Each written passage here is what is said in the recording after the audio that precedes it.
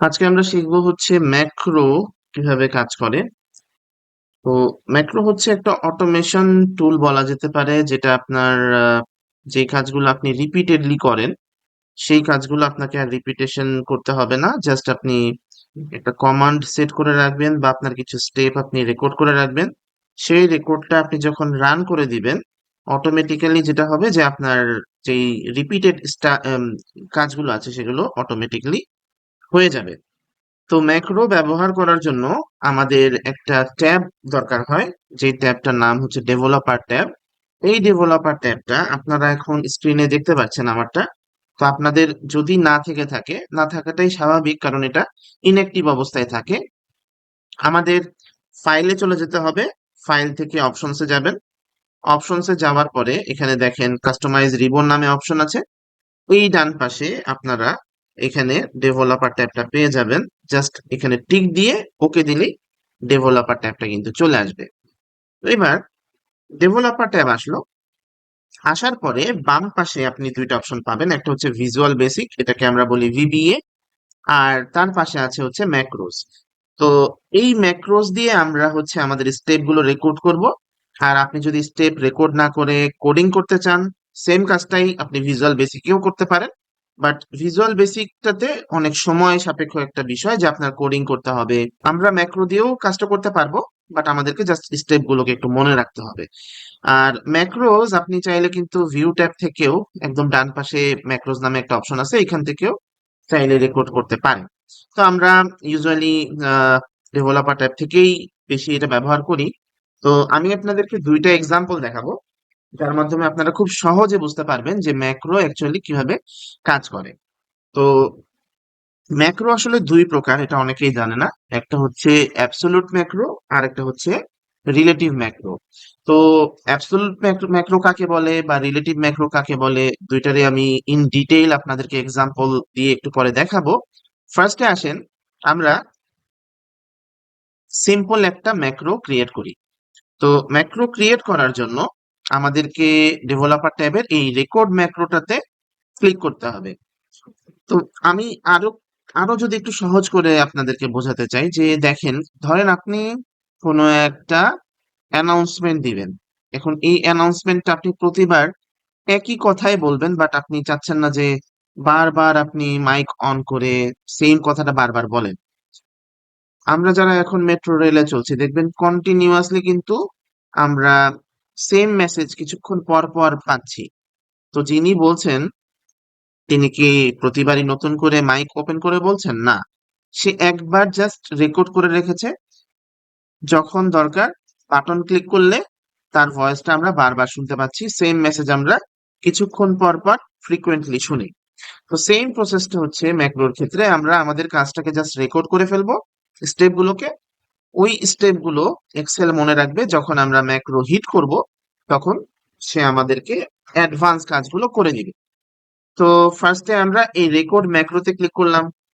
Record ম্যাক্রোতে click করার পরে আমরা চাইলে ম্যাক্রোর একটা নাম দিয়ে দিতে পারি, যাতে করে আমরা পরবর্তীতে যখন এক্সিকিউট করব কোন ম্যাক্রোটা ব্যবহার করছি তা যাতে বুঝতে পারি। তো আমি এখানে জাস্ট একটা টেস্ট ম্যাক্রো দিলাম, এবং আপনারা এখানে স্পেস দিবেন না, একসাথে লিখবেন। আমি টেস্ট ম্যাক্রো দিলাম, অথবা আন্ডারস্কোর দিতে পারেন।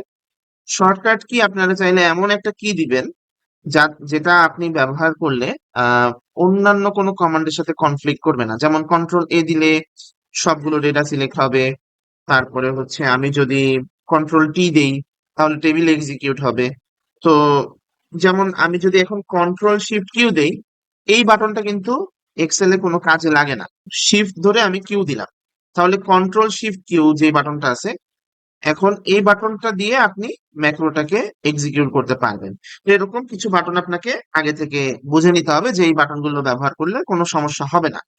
আচ্ছা, তো এখন আমি ওকে দিলেই আমাদের রেকর্ডিং কিন্তু ওপেন হবে। আর এখানে আরেকটা জিনিস বলে রাখা ভালো, যে আপনি ম্যাক্রোটা কোথায় সেভ করতে চান।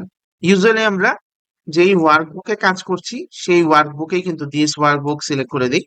এছাড়াও আপনি personal macro workbook, new workbook ইত্যাদি ইত্যাদিতে আপনি দিতে পারেন। তো আমি রিকমেন্ড করি হচ্ছে দিস ওয়ার্কবুকটাই রাখি। এবং এখানে আমরা ডেসক্রিপশনে আমাদের পছন্দ মতো কিছু কথা লিখে রাখতে পারি যে এই ম্যাক্রোটা আসলে কি নিয়ে। তো এখন আমি আর এখানে কিছু লিখছি না, আমি জাস্ট ওকে বাটনে ক্লিক করলাম। ওকে বাটনে ক্লিক করার পরেই দেখেন এখানে কিন্তু স্টপ রেকর্ডিং, মানে রেকর্ডিং কিন্তু শুরু হয়ে গেছে। এখন সে আপনার প্রতিটা স্টেপ দেখার বোঝার চেষ্টা করবে। তো আমরা ফার্স্টে এই ঘরটা সিলেক্ট করলাম, সিলেক্ট করে কিবোর্ডের কন্ট্রোল ধরে প্রেস করলাম, তাহলে আমাদের প্রতিটা ঘর সিলেক্ট হয়ে গেল। তারপরে আমি চলে যাব হোম ট্যাবে, আমি একটা বর্ডার দিতে চাচ্ছি, এখান থেকে আমি জাস্ট একটা বর্ডার দিয়ে দিলাম। তারপরে ফন্ট সাইজটাকে একটু বড় করে দিতে পারি বা একটু জুম করতে পারি, জুম করে নিলাম।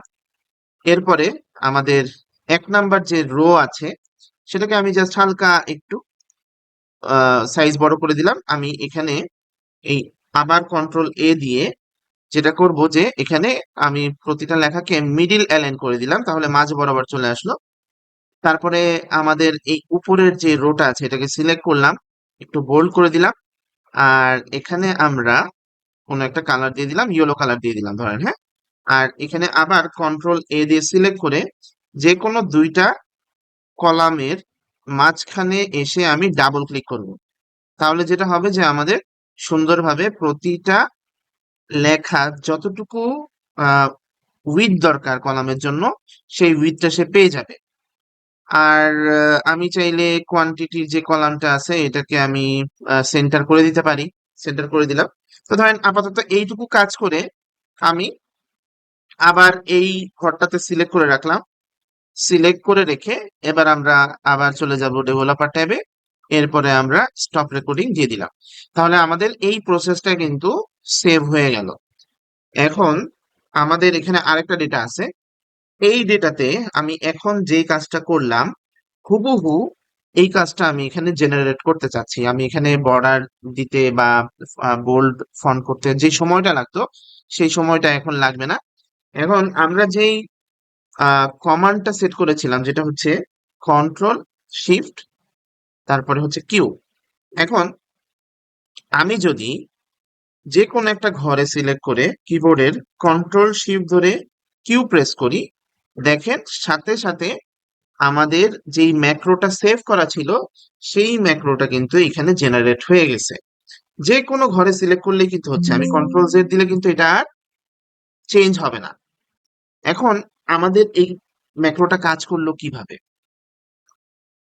আমি যদি এখন এই ম্যাক্রোজে ক্লিক করি, দেখেন টেস্ট ম্যাক্রো নামে আমাদের যে ম্যাক্রোটা ছিল সেটা সেভ হয়ে গেছে। আমি এখানে রান দিলেও কাজ করতো, একই জিনিস হবে। আবার যদি আমি কমান্ড যেটা আমি সেট করেছিলাম কিবোর্ডের কন্ট্রোল শিফট কিউ, সেটাতেও হবে। আরেকভাবে আমরা ম্যাক্রোটাকে এক্সিকিউট করতে পারি, সেটা হচ্ছে আমরা ম্যাক্রোটাকে অ্যাসাইন করে ফেলবো একটা বাটনের সাথে। আমি জাস্ট ইনসার্টে যাব, ইনসার্ট থেকে আমি চলে গেলাম শেপসে, শেপস থেকে আমি যে কোনো একটা বাটন এখান থেকে নিয়ে আসলাম, নিয়ে এসে এখানে আমি চাইলে রাইট বাটন ক্লিক করে আমি একটা নাম দিতে পারি। এডিট টেক্সটে যে বলে দিলাম যে রান ম্যাক্রো, কিছু একটা লিখলাম। এটাকে আমি মাঝখানে মিডিল অ্যালাইন করে দিই, একটু ফন্ট সাইজটাকে আমি বড় করে দিতে পারি, বোল্ড করে দিতে পারি। ফাইন। এখন এখানে আমি রাইট বাটন ক্লিক করলাম, করে এখানে দেখেন অ্যাসাইন ম্যাক্রো নামে একটা অপশন আছে, অ্যাসাইন ম্যাক্রোতে দিলাম। দিয়ে আমি আমার যে লেটেস্ট ম্যাক্রোটা আমি রেকর্ড করেছি সেটা আমি সিলেক্ট করে ওকে দিলাম। এখন যেটা হবে যে আমি যদি এই বাটনেও ক্লিক করি তাহলেও দেখেন আমাদের ম্যাক্রোটা কিন্তু কাজ করবে। তো এখন যদি ধরেন আমি আবার এই ঘরটাকে আনবোল্ড করলাম, আনবোল্ড করে কালারটাকে আবার আমি নো ফিল করে দিলাম, এরপরে যদি আবার আমি রান ম্যাক্রোতে ক্লিক করি, দেখেন আবার কিন্তু আমাদের টপ রোটা বোল্ড হয়ে গেল। এবং যেটা হচ্ছে যে সুন্দরভাবে আমাদের এই রোতে কিন্তু ইয়েলো কালারটা আবার চলে আসলো। তো এভাবে আমরা যে প্রসেসটা ফলো করতেছি এই প্রসেসটাকে বলা হয় হচ্ছে অ্যাবসোলুট ম্যাক্রো। কেন অ্যাবসোলুট ম্যাক্রো? কারণ আমি যে কোনো ঘরে সিলেক্ট করে আমি আবার দেখাই, ধরেন এটাকে আমি আবার অন্য কোনো কালার করছি এবং আনবোল্ড করে দিলাম। আমি যে কোনো একটা ঘরে যদি আমার ম্যাক্রোটাকে আবার রান করি, সে কিন্তু সর্বপ্রথম আমরা যেহেতু লাস্ট এই ঘরটা দিয়েই কাজটা করেছিলাম, করে শেষ করেছি, এই ঘর থেকেই কিন্তু সে কাজটা করবে। আমি চাচ্ছি ধরেন এই কালারটা আমি ধরেন এখানে কপি করলাম, যেটাকে কপি করে এখানে পেস্ট করলাম। আমি চাচ্ছি এই ঘরে সিলেক্ট করে আমি ম্যাক্রো রান করব, এইখান থেকে কালারটা হবে। দেখেন আমি এই ঘরটা সিলেক্ট করলাম এবং রান ম্যাক্রোতে ক্লিক করলাম। এইখানে কিন্তু কোনো পরিবর্তন হচ্ছে না, হচ্ছে কিন্তু আমাদের এই এ থেকে এফ কলাম পর্যন্তই। তো এই প্রসেসটা সে ফলো করতেছে হচ্ছে একটা ফিক্স ঘর থেকে, এই জন্যই বলা হয় অ্যাবসোলুট। ঠিক আছে। বাট রিলেটিভ ম্যাক্রো যেটা আছে সেটার সুবিধাটা হচ্ছে আমি যে কোনো ঘরে যদি সিলেক্ট করি ওই জায়গা থেকে আমার ম্যাক্রোটা এক্সিকিউট হবে। তো আমি এখন আপনাদেরকে বড় একটা ডেটা থেকে আহ একটু এক্সাম্পলটা শেয়ার করতে চাচ্ছি, তাহলে আপনারা বুঝতে পারবেন যে রিলেটিভ ম্যাক্রোটা কিভাবে কাজ করে। তো রিলেটিভ ম্যাক্রো ব্যবহারের জন্য আমি আবার চলে যাব হচ্ছে ডেভেলপার ট্যাবে। কিন্তু এই ক্ষেত্রে আমি ডিরেক্ট এখন রেকর্ড ম্যাক্রোতে ক্লিক করব না। আমি ফার্স্টে যাব হচ্ছে আমাদের এই ইউজ রিলেটিভ রেফারেন্স এই অপশনটাকে অ্যাক্টিভ করব। ক্লিক করলাম।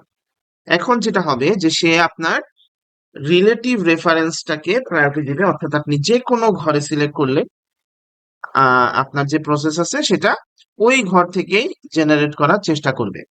তো এখন আমি আবার রেকর্ড ম্যাক্রো দিয়ে দিলাম, দিয়ে এটার আমি একটা নাম দিয়ে দিলাম টেস্ট ম্যাক্রো 2। এবং এখন আমি কোনো শর্টকাট কি দিতেও পারি, চাইলে নাও দিতে পারি, সমস্যা নেই, দিলাম না। আমি জাস্ট ওকে দিলে কি হবে, আমাদের ম্যাক্রোটা রেকর্ড হয়ে যাচ্ছে।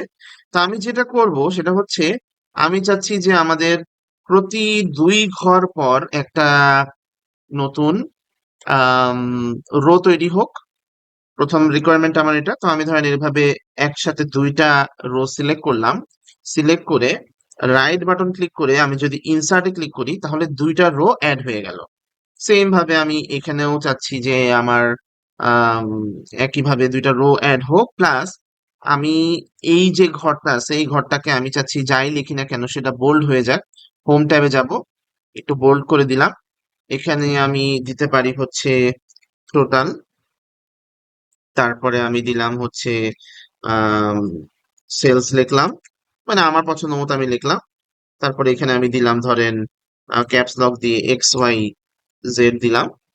আর এখানে আমি লিখলাম হচ্ছে রাফাত রাজীব, রাফাত রাজীব দিয়ে এখন যেই কাজটা আমি করছি এই কাজটা করার পরে আবার আমি সবসময় যেখানে আমি চাচ্ছি যে যেই ঘর থেকে মানে যেই সিকোয়েন্স থেকে স্টার্ট হোক সেই সিকোয়েন্সে আমার ডেটাটা যাতে সিলেক্ট করা থাকে, তো আমি এখান থেকেই চাচ্ছি যে আমার এক্সিকিউশনটা হোক। হ্যাঁ, তো আমি এখন এই ঘরে এক্সিকিউট করার জন্য সিলেক্ট করে রাখলাম। সিলেক্ট করে রেখে ডেভেলপার ট্যাবে যে আবার আমি স্টপ রেকর্ডিং দিয়ে দিলাম। এখন আমি নতুন আরেকটা বাটন এখানে ক্লিক করছি, ইনসার্টে যে শেপে যাব। যাওয়ার পরে এখান থেকে নতুন একটা আমি শেপ নিলাম। নেওয়ার পরে এখানে আমি আবার লিখে দিতে পারি যে এক্সিকিউট।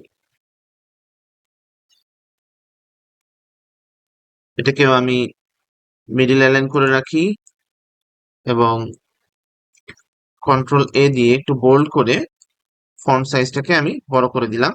এবং এখানে আমি রাইট বাটন ক্লিক করে আমি অ্যাসাইন ম্যাক্রোতে যে আমাদের সেকেন্ড যে ম্যাক্রোটা আছে টেস্ট ম্যাক্রো 2 ওকে দিয়ে দিলাম। তো এখন যদি আমি এই ঘরটাতে সিলেক্ট করি, সিলেক্ট করে এক্সিকিউটে ক্লিক করি, দেখেন ঠিক একই রকম ভাবে এই ঘরের নিচে কিন্তু একটা ব্ল্যাঙ্ক রো এবং total cell XYZ Rafat Rajib চলে আসছে। আরেকটা ঘর সিলেক্ট করলাম, এক্সিকিউট ক্লিক করলাম, আরেকটা ঘর সিলেক্ট করলাম, এক্সিকিউট ক্লিক করলাম। তো দেখেন আমাদের জন্য কাজটা কত সহজ হয়ে যাচ্ছে। জাস্ট আমি ক্লিক করতেছি, এক্সিকিউট করতেছি, আমাদের পুরা প্রসেসটা কিন্তু যেটা ফলো করেছিল সেই অনুযায়ী ম্যাক্রোটা রেকর্ড হচ্ছে। তো আমি এখন যেই ঘরে সিলেক্ট করে কাজটা করব সেই ঘরেই কিন্তু কাজটা হচ্ছে। কিন্তু আমি যদি এটা অ্যাবসোলুট করে রাখতাম তাহলে প্রতিবারই এইটুকুর জন্যই কিন্তু কাজটা হতো, নিচের দিকে আর কাজটা হতো না। তো আমি আবার আরেকটা দেখে এখানে এক্সিকিউট দিলাম। তো সুন্দরভাবে আমাদের প্রতিটা ফরম্যাট কিন্তু রো টু রো চেঞ্জ হচ্ছে। এইটাই হচ্ছে রিলেটিভ ম্যাক্রো, যেটা হচ্ছে যে অ্যাবসোলুটের প্রবলেম হচ্ছে সে আপনাকে একটা স্পেসিফিক জায়গার মধ্যেই চেঞ্জটা করে দিবে। আর রিলেটিভ হচ্ছে আপনি যেই ঘরে সিলেক্ট করবেন ওই ঘর থেকে আপনি যে প্রসেসটা ফলো করেছিলেন সেই প্রসেসটাকে এখানে জেনারেট করে দিবে। তো আশা করি যে আমরা ম্যাক্রোর আজকের ফার্স্ট লেকচারে এটা জানতে পারলাম যে what is the basic difference between absolute macro and relative macro, এবং ম্যাক্রো আমরা কিভাবে এনেবল করতে পারি, ম্যাক্রো আমরা আহ, কোন ট্যাবের মাধ্যমে ব্যবহার করতে পারি, এই সম্পর্কে আশা করি আপনার একটা ভালো ধারণা পেয়েছেন। সবাই ভালো থাকবেন। আসসালামু আলাইকুম।